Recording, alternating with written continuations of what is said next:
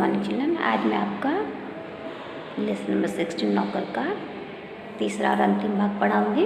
इसके आगे के भाग में आपने देखा कि गांधी जी का स्वभाव कैसा था और वो क्या क्या करते थे। आज हम उसका अंतिम भाग पढ़ेंगे।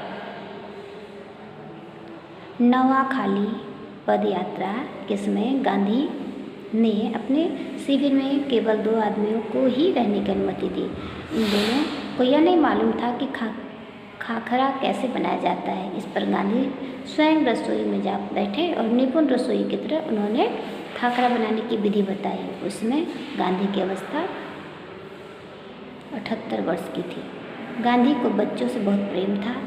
अपने बच्चों के जन्म के 2 माह बाद उन्होंने कभी किसी दाई को बच्चे की देखभाल के लिए नहीं रखा। वे मानते थे कि बच्चे के विकास के लिए माँ बाप का प्यार और उनकी देखभाल अनिवार्य है। वे माँ की तरह बच्चों की देखभाल कर सकते थे, खिला पिला और बहला सकते थे। एक बार दक्षिण अफ्रीका में जेल से छूटने के बाद घर लौटने पर उन्होंने देखा कि उनके मित्र की पत्नी श्रीमती पोलक बहुत ही दुबली और कमज़ोर हो गई है। उनका बच्चा उनका दूध पीना छोड़ता नहीं था। उसका दूध छुड़ाने की कोशिश कर रही थी। बच्चा उन्हें चैन नहीं लेने देता था और रो रो कर उन्हें जगाए रखता था। गांधी जिस दिन लौटे उसी रात से उन्होंने बच्चे की देखभाल का काम अपने हाथों में ले लिया।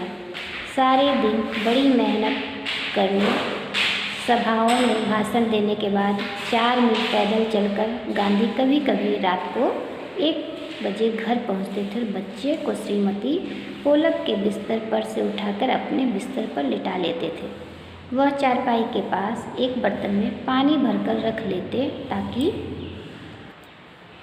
यदि बच्चे को प्यास लगे तो उसे पिला दें, लेकिन इसकी ज़रूरत ही नहीं पड़ती थी। बच्चा कभी नहीं रोता और उनकी चारपाई पर रात में आराम से सोता रहता था।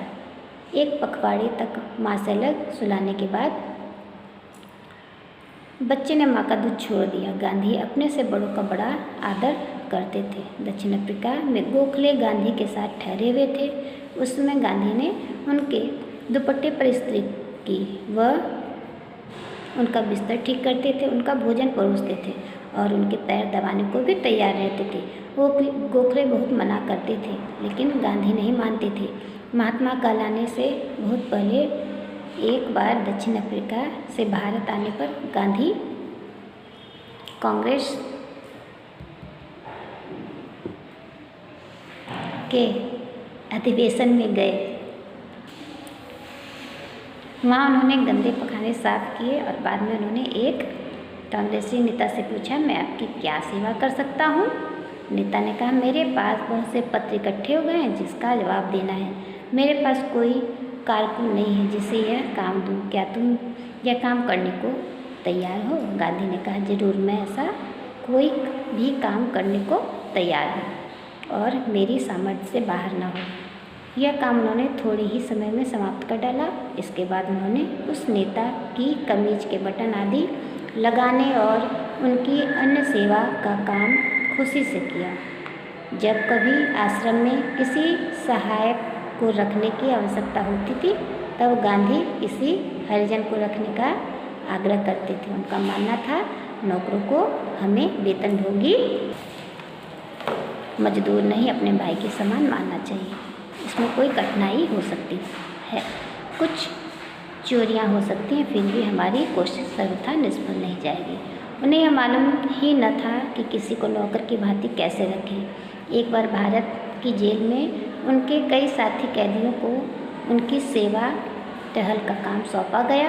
एक आदमी उनके फल धोता या काटता, दूसरा बकरियों को धोता, तीसरा उनके निजी नौकर की तरह काम करता और चौथा उनके पखाने की सफाई करता था। एक ब्राह्मण कैदी उनके बर्तन धोता था और 2 गोरे यूरोपियन प्रतिदिन उनकी चारपाई बाहर निकालते थे। गांधी ने देखा कि इंग्लैंड में ऊंचे घरानों में घरेलू नौकरों को परिवार का आदमी माना जाता था। एक बार एक अंग्रेज के घर से विदा लेते समय उन्हें यह देखकर खुशी हुई कि घरेलू नौकरों का उनसे परिचय सिर्फ नौकरों की तरह नहीं बल्कि परिवार के सदस्य के समान कराया गया।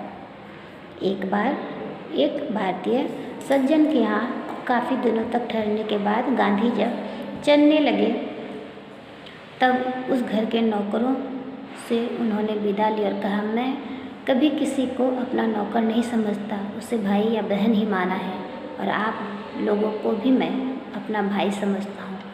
आपने मेरी जो सेवा की उसका प्रतिदान देने की सामर्थ्य मुझ में नहीं है, लेकिन ईश्वर आपको इसका पूरा फल देंगे। तो बच्चों, ये कहानी थी आपकी नौकर, जो मैंने आपको अच्छे से रीड करके दिया है। नेक्स्ट वीडियो में मैं इसे आपको एक्सप्लेन करूँगी। घर में रहिए, सुरक्षित रहिए। Thank you.